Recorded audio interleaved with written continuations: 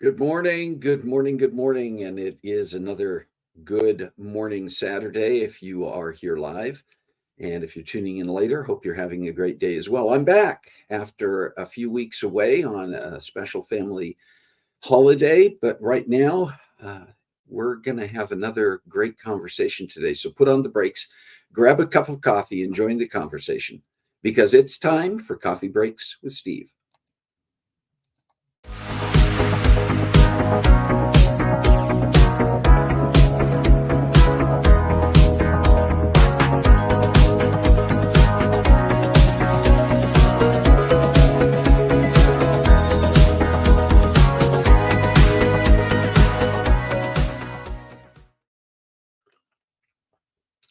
Taking that first sip.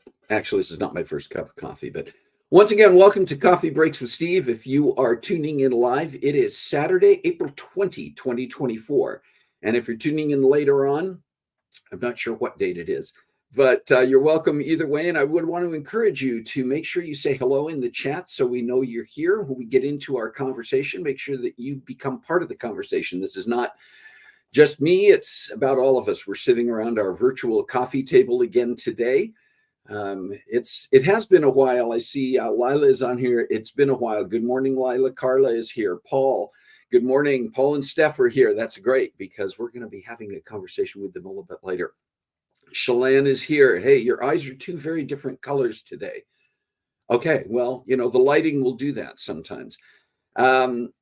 And let's see who else. If you're here, say hello. Some of you are on potentially on Facebook, and some of you may be watching on YouTube, and you can do that live either way.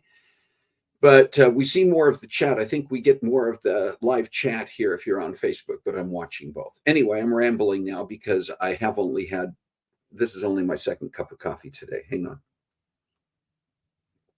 Becky Lynn, good morning. Hello. Richard is here. Good morning. Hello, and welcome to Coffee Breaks.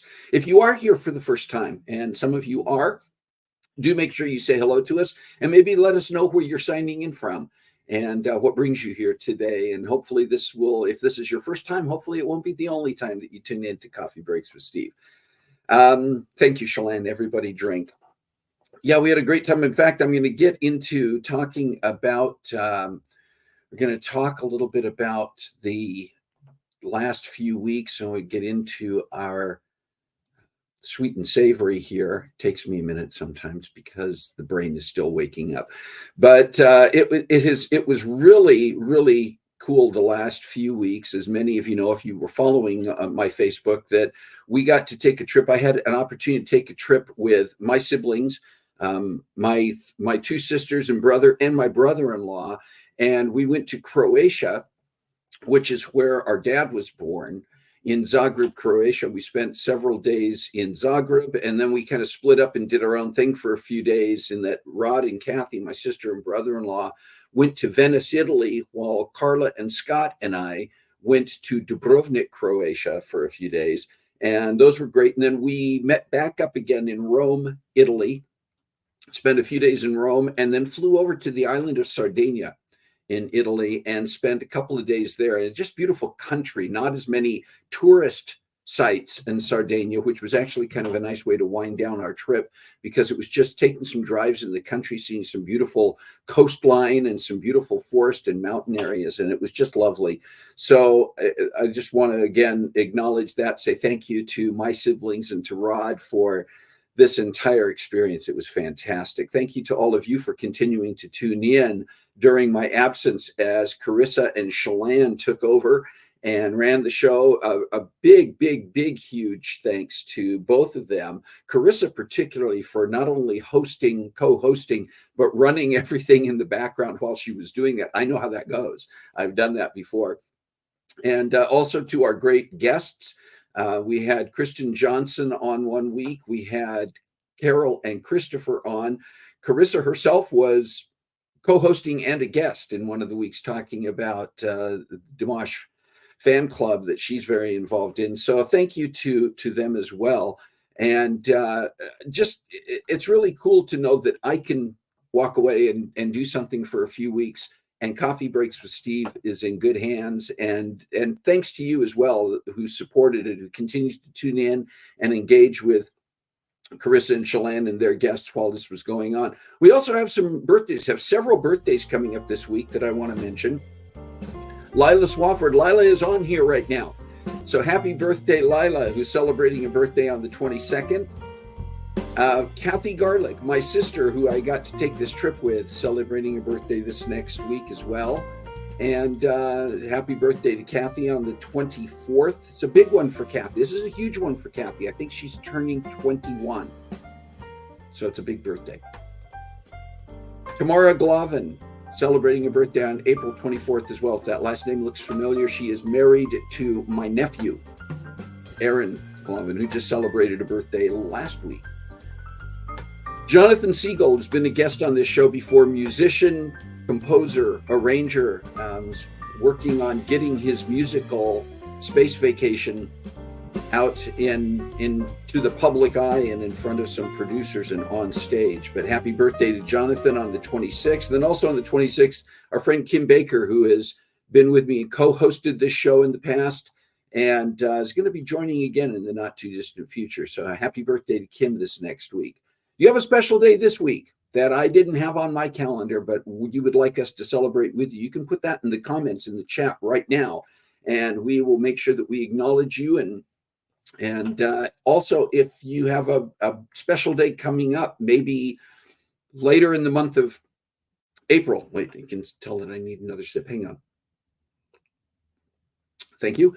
And maybe it's coming up in the month of May. Make sure that you either let us know in the chat. Actually, a better way to do that is to send an email to cbwsteve@comcast.net. That way we get it and put it on our calendar and make sure that that we can celebrate and acknowledge with you at the proper time in the proper way. That might be a birthday, might be an anniversary, might be some other special day that you've got coming up, but we want to make sure that we are celebrating those special days. All right, listen, I want to let you know a little bit about our guest. I also noticed that a few more people have tuned in here. So, Maria, welcome. And again, if you are just tuning in right now, or you're tuning in for the first time, make sure you say hello in the chat so we know you're here. If you are brand new and joining us for the first time, and this can be true if you're tuning in live, or you may tune in later, these episodes do stay recorded and are available later on Facebook and YouTube. So if you tune in later, you can still participate in the conversation, but do make yourself part of the conversation around our virtual coffee table. All right, let me tell you a little bit about our guests and let you see the conversation that I had with them. Paul and Stephanie Ladeira both have backgrounds in restaurants, catering, and hospitality. Paul's cooking experience, and I hope I don't murder any of the French here, I'll do my best. Paul's cooking experience includes Michel Richard Citronelle, Aujourd'hui Boston, and Chez Panisse. He has also cooked with Jean-Louis Paladin and Julia Child. He currently divides his time as a private chef and land manager focusing on ecological restoration, while Stephanie is the head of fundraising for a nonprofit organization focusing on ocean health and marine mammals. So now please take part in, don't just watch, but participate through the chat in the conversation, a lovely conversation that I had with Paul and Stephanie Ladeira as we learn more about their special project, Blue Ruby Farm. Well, Paul and Stephanie, welcome to Coffee Breaks with Steve. Thank you so much for taking the time to be here and share what's going on in your lives and share this brand new, amazing, unique situation that you are developing called Blue Ruby Farm. So welcome. Thank you, Steve. We're delighted to be here and really appreciate you having us. Yes, thanks. Yeah, absolutely. Okay. Blue Ruby Farm. Now, it's unique in a variety of ways. I love the description, and I'm looking at your website right now, and it's described as a Northern California farm stay. And then in your further description, you say it's a unique agritourism experience that's in the process of unfolding. So I guess the first question, what exactly is Blue Ruby Farm? Is it a bed and breakfast? Is it a resort center? Is it a retreat center? All of the above? Describe it for me. Yeah, it's really none of the above, actually. Although the model itself is certainly open to the events and workshops that we will have here, but mainly the agritourism model is set up so that people can come together at our site, at our farm. We have 37 acres here, and they're able to enjoy the surrounding areas, to really take in what we're creating here as far as the landscape, regenerating the landscape through certain plantings, some agricultural models that we're using to kind of create something really different from what you would see normally, what you would consider to be a farm. And so that mainly includes the planting of trees and using the landscape to shape the landscape in a way that is amenable to tree planting and animals at the same time. So you have this basically cyclical system going on, a process of regeneration through these different techniques that we're using. And so people can come and see that, participate in it. But also a big part of this is we're creating our own culture here, because we believe that community builds culture. And so that aspect of seeing what's happening on the land, sharing it with the other people that come here, learning about it, and also sitting down to dinner every night with us and other guests, people that are coming from all over. This is the experience that we've had traveling. And that's something that we have wanted to tap into for a really long time. And we're finally getting to do that. So the name Blue Ruby Farm seems a little bit unusual because you don't think of rubies being blue.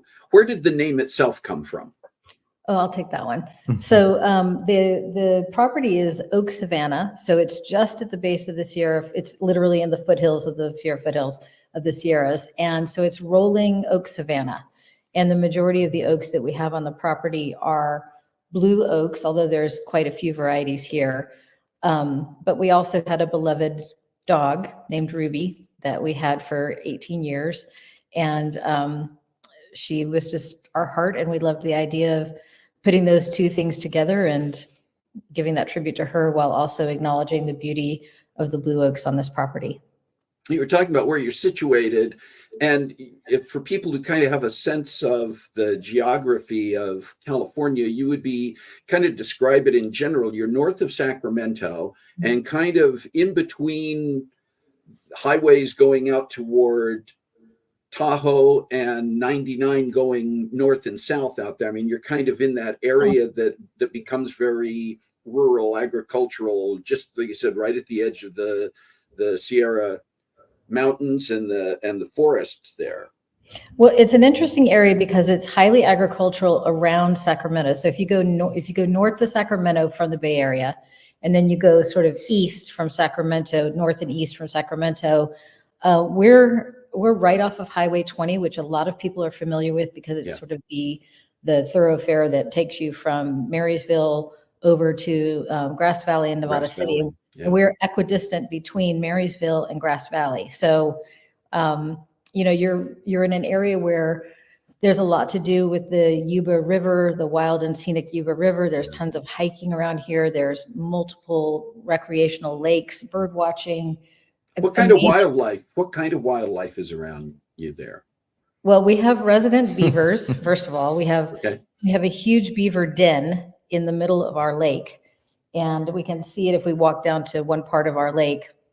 And so every year there's a varying numbers of beavers that are here because beavers tend to stay with their parents for 4 years before they seek out their own territory. And we're on California blue water. So Little Dry Creek runs through our property, keeping our lake constantly fed with clean water.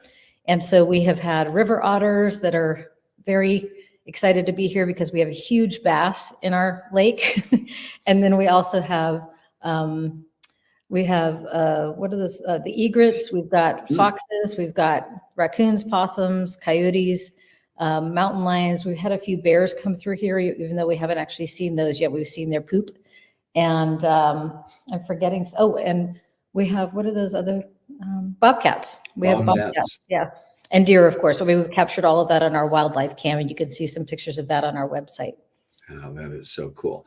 So, Paul, you were talking a little bit about the culture and developing that and kind of how you have been putting this together, but how did this develop?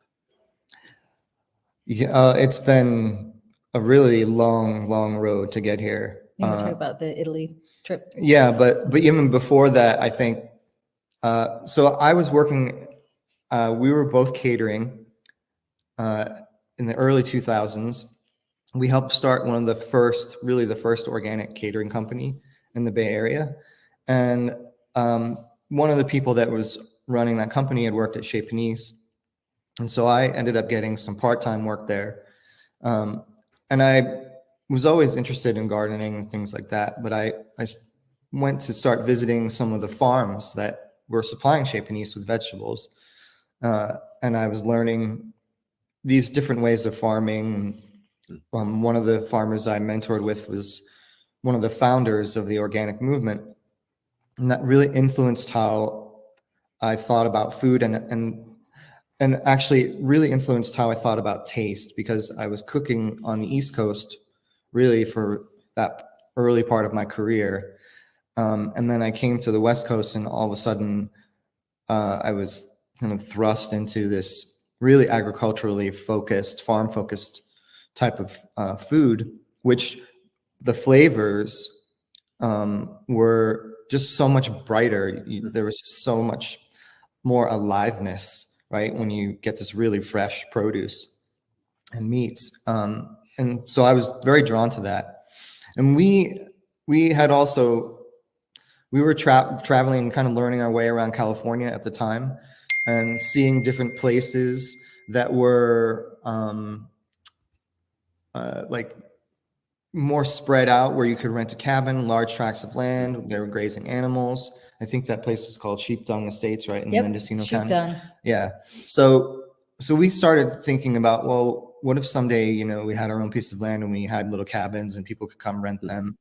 And so that, and then in 2008, I went to Italy with a group of chefs and farmers, and that really kind of solidified bringing those two ideas together, the food and you know, the having people stay, because I was traveling with these farmers, these chefs. We were staying at these agriturismi in Italy, where the farmers host you at their place. They feed you this amazing food, and you're essentially part of their family for the time that you're there.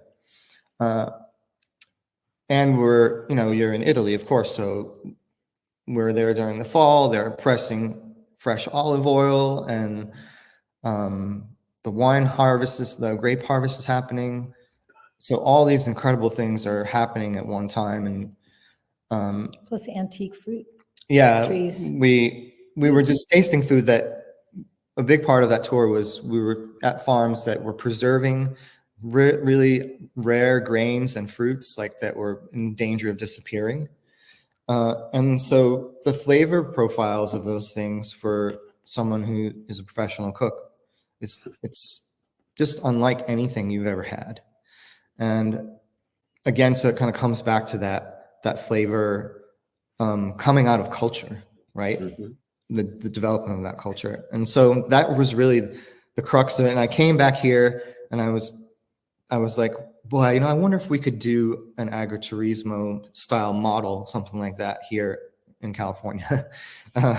And at the time, I was kicking that idea around more as a dream, and I didn't really think that it would come to fruition, because I knew the cost and everything would be so high, and all the rules and everything you have to do it. But here we are. Well, there was a step in between there too that I want to just mention. First of all, we looked in every single county in Northern California before deciding on Yuba County. But specifically in 2013, we went to, we had this idea of what we wanted, but then we stayed at this amazing, I guess it was a hotel with a restaurant in Lille, France, Michel Bra's restaurant, Bra, and his structure was really incredible, where you had your own guest room, but you felt like you were the only person on the hilltop, on the hillside. You had this expansive view. And even though we had people right next to us, we felt it was so private, and you felt like you were just part of the landscape. You were part of nature. And so the vision for what we wanted to accomplish got crystallized. And then we, once we made a decision to move forward, we worked with my sister, who's an architect, and she took what we asked for and consolidated it into something that we could, you know, that would make the best use of this particular piece of property, and then started building. Although that process was, so Paul went to Italy in 2008. We started building in 2022. So it was a very, very long period of, it was a very, very long period of time before we were ready to do this, for a multitude of reasons. Both of you have experiences from your professional backgrounds and other backgrounds that in some ways may seem diverse when it comes to this kind of a project. But how did your own individual backgrounds end up bringing this idea together? How did that factor in? Oh, wow. It's probably a big question. Well, not so much. I mean, I have a degree in hotel, restaurant, and tourism administration, and Paul has a degree from Baltimore International Culinary, and we both worked in the sector. We met in the sector, in the hospitality sector, back in 1999. And so our paths have kind of led us here. I made the switch over to nonprofits in animal welfare back in 2003 because I love animal welfare. So that just happened to be a little, what's it, like a little bump in the road, but it's been an amazing bump in the road. But I had knowledge of running businesses, and Paul has knowledge and skills and super expertise in making amazing food. And so it sort of blends together to work at this particular moment in time. Yeah. Does that cover it? Yeah, I would say that's true in general. For me personally, where Stephanie was more always animal focused, even from the farm perspective. For me, I grew up in the woods on the East Coast, in the swamps, in the mud, climbing trees. And so for me, it's very much a connection to the land. Yeah. And so it's not surprising to me at all that I'm in this place now where that's so critical for me. And even though I'm still cooking professionally, my second career is land management and water body restoration for large properties and farms. So I'm really kind of transitioning now to a place in my life where I'm wanting to be much more in touch with that, like I was when I was younger. I realized as I started doing this project, and we've had this land for about 8 years, and so over that time, that's given me the opportunity to get more in touch with that. And also, I've taken courses and studied with some great people, biologists and ecologists, that has really brought me to this place of learning to understand and see things from that point of view, as like I was when I was a kid, where I just saw things and I heard things in the woods, and I was very in tune with my surroundings. What can visitors expect when they come to Blue Ruby Farm? Describe I don't know if there's a typical experience, but what happens? I show up, I'm a visitor, I'm a guest at Blue Ruby Farm. What kinds of things would I experience? Well, if you had been here yesterday, you would have experienced us having our friend Rebecca's 3 steer come visit us to do some grazing. And you would have experienced us chasing them all over the property, trying to get them into the right place. But yeah, things like that. But I think in general, people can have this be as much of a farm, a hands-on experience as they want. I mean, if you just want to come and stay in one of our beautiful ensuite rooms and have dinner with us at night, you can do that. If you want to hike around the property, you can do that. If you want to go hiking and go out to dinner in amazing restaurants nearby, there's the opportunity to do that. So I think, again, it's as much as or as little as you want. We certainly have had people inquire about coming during a time when they can help plant trees, or they want to know if they can spend time with animals. We're right now trying to figure out a way to be able to take in a water buffalo that is looking for a home. And not sure if we're going to do that, but that's something I'd like to do. But there's also some really amazing agriculture in this area. One of the most well-renowned olive oils in the world is actually produced right up the street from us in Oregon House. And also some of the most amazing wines that are, again, world-renowned wines, Clos Seurat, Frenchtown Farms, those are produced right up the street from us. So you can do tours and spend time tasting, and it's just a really phenomenal home base to be here for. And you are talk about a central location from the standpoint that people from just about anywhere in Northern California or even, parts of Nevada can easily get to you. But Sacramento Airport is not that far away if people want to come in from outside the area too, right? Right. There's this like 45 minutes away. And then there's also some private airports that are nearby as well. So if someone had a little plane they wanted to come in on, we're a little less than an hour from the Sac Airport. So you mentioned the accommodations that people can come and stay. Do you want to describe a little bit the accommodations that you have available for guests? Sure. Yeah. we have 3 rooms that run just the length of the house, but the whole house faces west and overlooks the lake. Each room has its own view of the lake, and beautiful glass doors that open out onto the land, as well as we have a wide open accordion door here in the dining room that opens all the way out, and we have dinners here.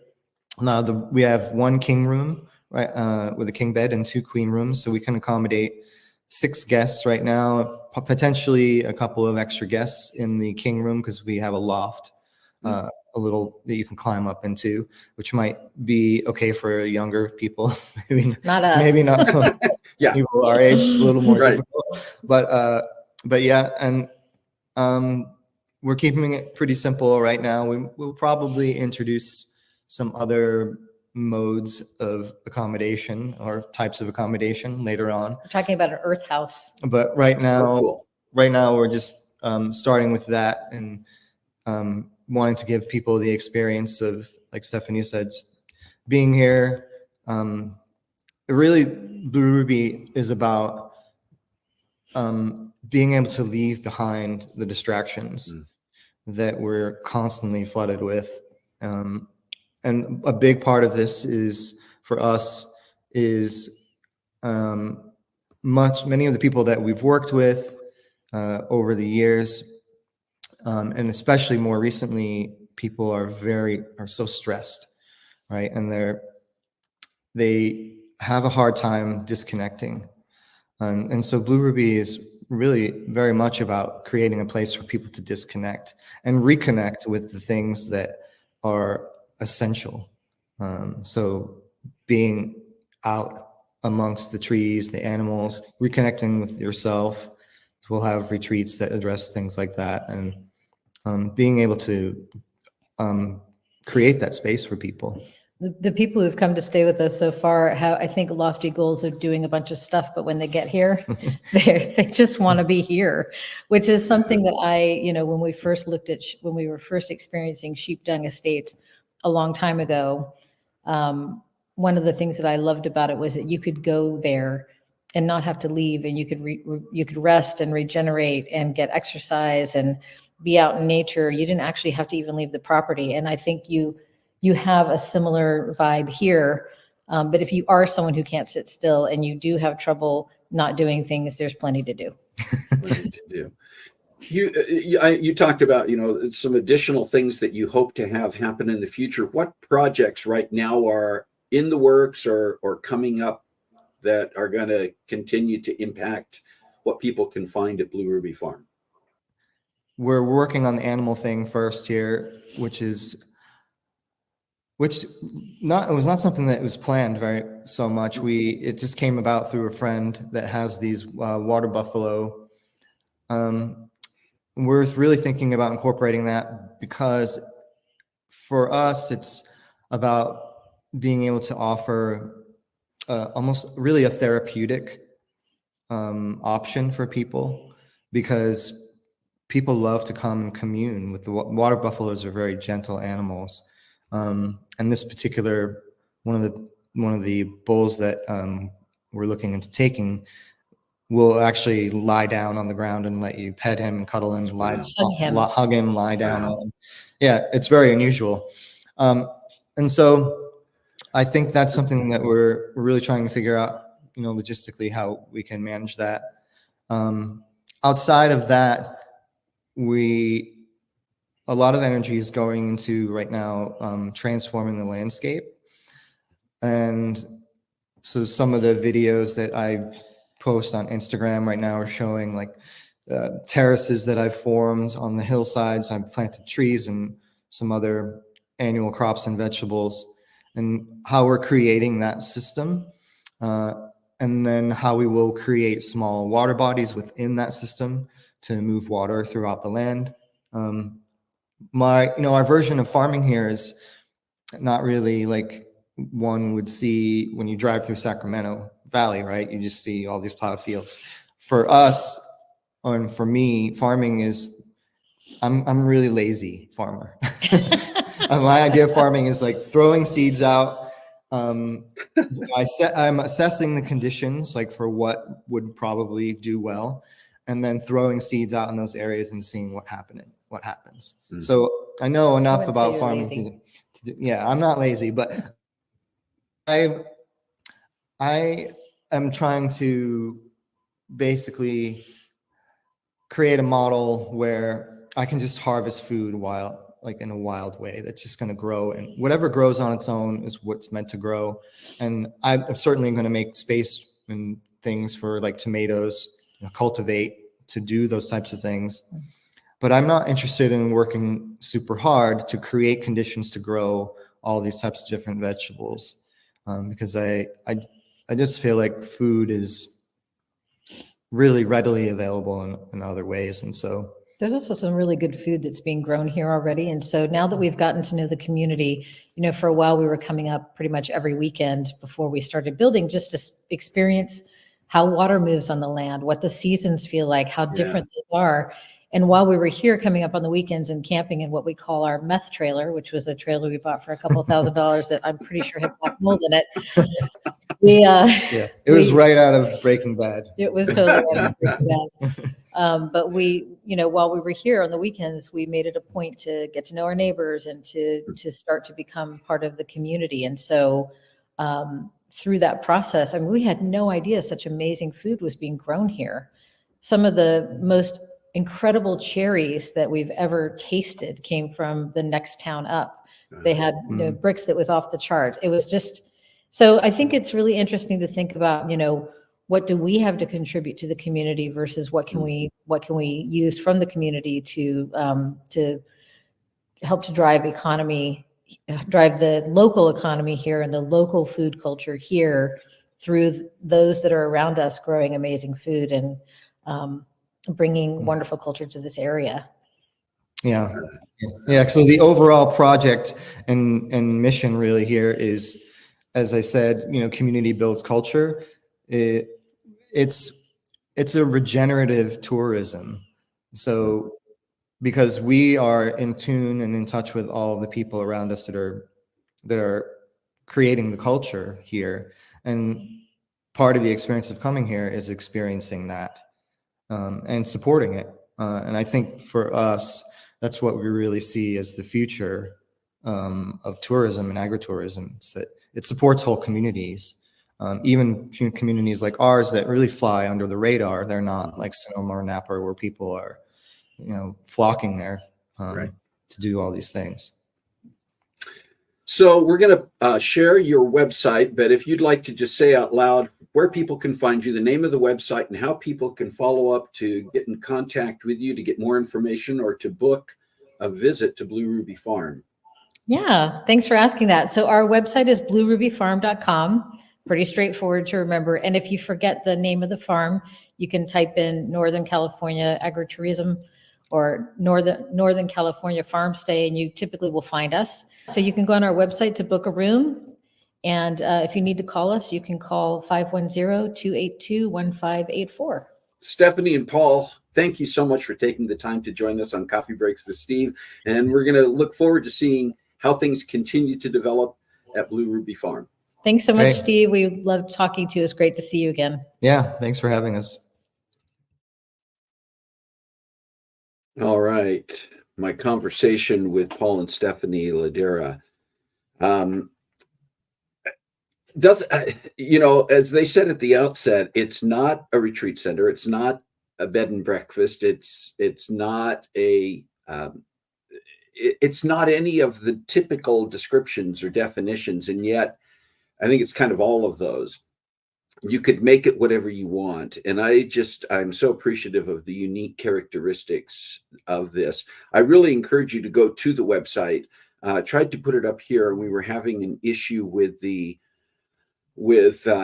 I think it finally showed up on the chat, but you also saw it on screen, and easy enough to find, bluerubyfarm.com, all Blue Ruby Farm, all one word. And just invite you to go out there and check out the website. You'd see a lot more than what we were able to share here visually in terms of the property and the accommodations and the things that that Paul and Stephanie are doing out there, as well as you can connect to their Facebook and their Instagram, where there are even more updates and posts and pictures and videos. So just want to encourage you to do that, to find out more about this very special place. The area that they're in, if you're not familiar with California, the Central Valley and that area around Grass Valley, particularly near the Sierra Nevada mountain range, it's beautiful country and often overlooked by people who think they're familiar with California because they know about San Francisco Bay Area and they know about LA and Orange County and Disneyland. There's an entirely different world in that Central Valley, and this just sounds like such an amazing place to, as Paul was saying, to kind of reconnect with the things that are essential, put aside some of the hustle and the bustle of everyday life. So just encourage you to consider doing that. I do want to let you know about some things that are coming up as we come toward the end of our time. By the way, I want to thank you again, all of you, for being here, for participating in the chat. Thanks especially Paul and Stephanie for taking the time for the conversation and for being here to continue to make comments. Here's what's coming up. And these dates, I'm going to tell you up front, some of the dates that you see here may be a little bit flexible. We're still working on finalizing some things that are going to be coming up in the next few weeks on Coffee Breaks with Steve. But I will tell you that for sure next week, we're on April 27th, we're going to have a conversation with Jenny Conley about a really special project that she is working on. It's an original theater production. It's a musical called Fiona in the Middle that Jenny and her dad co-wrote. And her dad passed away last fall, and she finished this play on her own, really in many ways finalizing it as a special honor to her dad. And it's really cool production. I'll tell you, I'm involved in it. So disclaimer, but both the reason why I can tell you it is a really cool production. That's next week. You'll want to be here for that. And then in a couple of weeks, we're going to be introducing Women's Health Month by having a conversation with Kirsten Harris, who is a nurse practitioner and her specialty is in the area of cardiac health, heart health. And we're going to be talking about women's heart health because it's an area that is often overlooked and not as well understood within cardiac health overall. And that's just going to launch into May is Women's Health Month. So we're going to be talking about that. And then May 11th, we're hoping that this is the timing again is going to work out. Cascade Cody is a folk musician based in the Pacific Northwest, and working on getting that one put together, and hopefully he'll be with us. And then on May 18th, and again, hoping that this all comes together, we're working on some logistics, but it looks like Carissa and or Chelan may be back. Haven't gotten confirmation from them yet about their schedules, but I've got some things going on, and we're hoping that we don't have to postpone a week. So if you know them or can reach out to them and encourage them, strong arm them into agreeing to do that, because they did a great job during this last little series of sessions when I was not available. And then a very, very special one coming up as we come into Memorial Day, a young lady by the name of Karen Pfeiffer, who is a Gold Star widow. And if you don't know what that means, it means a spouse who has lost their partner in the service, in combat. And Karen is going to share her story with us about she and her husband and what she had to deal with and what she has done since to move forward in her life in many ways, and yet not forgetting her husband, Chris Pfeiffer. So just not wanting to be exceptionally heavy, but Memorial Day is a special day, and we want to make sure we acknowledge it in the correct ways. What are some of the topics you'd like to discuss? Many of the topics that you see, many of the guests that you see on Coffee Breaks are because people like you, the people who sit around this virtual coffee table each week, have made recommendations, have even made introductions to people who can then join us as guests on this show. So please let us know. You can put it in the chat and let us know what you would like to see us discuss. Let us know about the guests you'd like to see. If you're talking about people who are top level celebrities, unless you've got an inroad to them, they're probably not going to join us here. I've tried. in a few occasions, but we've gotten some celebrities. We've gotten people from the acting community and the filmmaking community, authors and others. So it's not impossible, but it helps if you can make an introduction.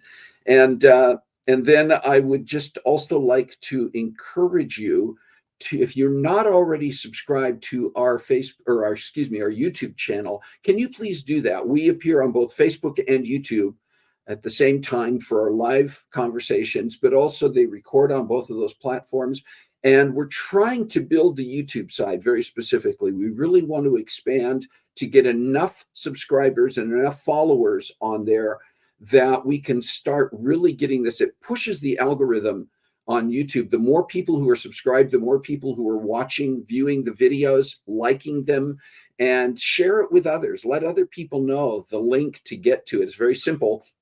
It's if you go on YouTube and do a search for Coffee Breaks with Steve, or see at the go on, as you can see the YouTube link there with the @CBWS, and find it, subscribe. You don't necessarily have to watch every single episode. People don't tune in here to watch every single episode. There are going to be some topics that might appeal to you more than others, but think about the special guests that we have in the topics. Think about people who would maybe didn't get to see today and need to hear from Paul and Stephanie, need to learn about Blue Ruby Farm.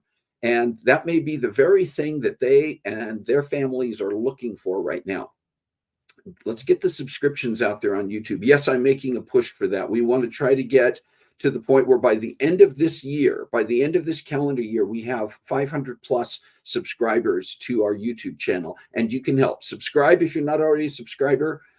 View the videos, check them out, and share that link with other people who you think might be interested in learning more. You may go back there and find some topics and guests from the past that you didn't know about or you missed and are going to be interesting to you. Okay, that's enough of my commercial. I do want to say once again, thank you to Paul and Stephanie for being here. Thank you for those of you who joined today in the conversation, maybe specifically because you're related to or you're friends with Paul and Stephanie. But thank you for being here, supporting them, supporting us through the conversation. Thank you all for taking the time to be here and be a part of the conversation. Once again, want to throw out a special thanks to Carissa and Shalane and their guests from the last few weeks. Did a great job and just gave me just an additional sense of creativity about some things we might do in the future, utilizing them not only as hosts, but as correspondents to do their own guest conversations. So just some things that we're thinking about for the future. Okay, I have rambled long enough. You have been here long enough. And once again, I want to appreciate all of you. And I want to remind you, just as you hear from people like Paul and Stephanie, as they're talking about their vision and how they brought something that was a dream for many years to life, and now it's making a difference ecologically, it's making a difference in the land, it's making a difference and will continue to make a difference for people. We all have dreams, we all have things, we all have voices and things that are part of who we are and what we want to see happen. And we can touch lives. And so I just want to encourage you, as I do every week, to find a way to make a difference in your world this week. God bless you. Have a great week. We'll see you next time.